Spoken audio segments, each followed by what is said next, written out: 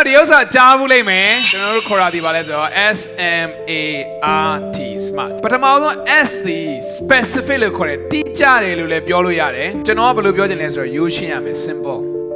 ခင်ဗျားချရည်တဲ့ကိုယ်ဒီဘာဖြစ်ရမှာလဲရိုးရှင်းရမယ် M ကဘာလဲဆိုတော့ measure လို့ဘာလို့ရမှာလဲတိုင်းတာလို့ရမယ်ကျွန်တော်တကဘာလဲဆိုတော့အတိတ်ပဲရှိရမယ် meaning လို့ခေါ်တယ်ဘာရှိရမှာလဲအတိတ်ပဲရှိရမယ်ခင်ဗျားသတ်မှတ်တဲ့ကိုယ်ဒီအတိတ်ပဲရှိရမယ် A ကကျတော့ဖြစ်နိုင်ရမယ်ပေါ့ဗျာ achievable လို့ခေါ်တယ်ခင်ဗျားဖြစ်နိုင်တဲ့ကိုယ်ဖြစ်ရမယ်ကျွန်တော်တကဘာလဲဆိုတော့အလုပ်ပါရမယ်action လို့ခေါ်တယ်အလုပ်ပါမယ်အားကျတော့ဘာလဲဆိုတော့ကျွန်တော်တော့ကိုပဲကျွန်တော်ပြောမယ်ဆိုလို့ရှိရင်အားဘာလဲဆိုတော့ responsible မိမိတာဝန်ယူတဲ့အရာဖြစ်ရမယ်ဆိုတော့ခင်ဗျားလိုချင်တဲ့ကိုကရေးတာတော့အကြီးပဲရေးထားတာကိုကဒါပေမဲ့ဘယ်သူလုပ်အောင်လဲဆိုအော်အိမ်ကအမေလုပ်အောင်အမေလုပ်အောင်မိမလုပ်အောင်ဒါမှမဟုတ်လဲတယောက်လုပ်အောင်မင်းကဘာလုပ်မှာ